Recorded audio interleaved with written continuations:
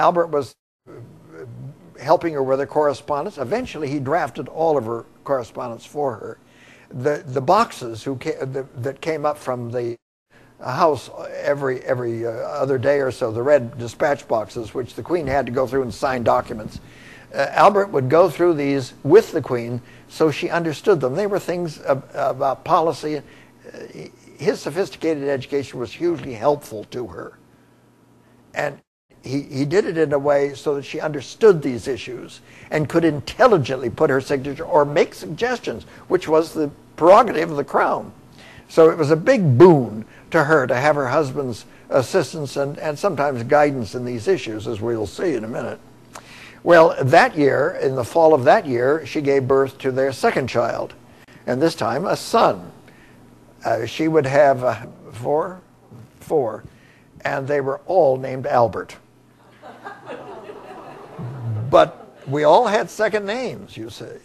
So the first boy was named Albert Edward, and in the family he's known as Bertie. So that's how you got around the confusion. Well, there'd be 7 more children after this. There were 9 children in all. By the way, when she was giving birth to her last child, they had introduced anesthesia in the way of gas. It wasn't chloroform, but it was put you out. And she said after that, "Oh my God, I wish I'd had it for all of them.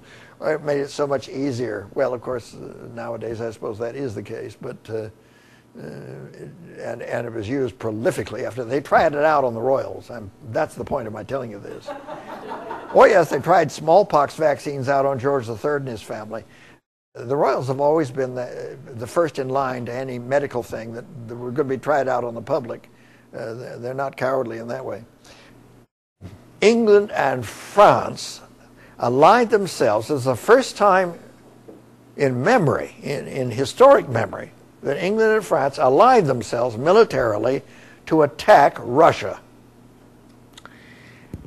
The propaganda that British government put out to convince its subjects to go along with this charade was that Britain and France were going to the Holy Land to save the Christian shrines from the terrible Russians.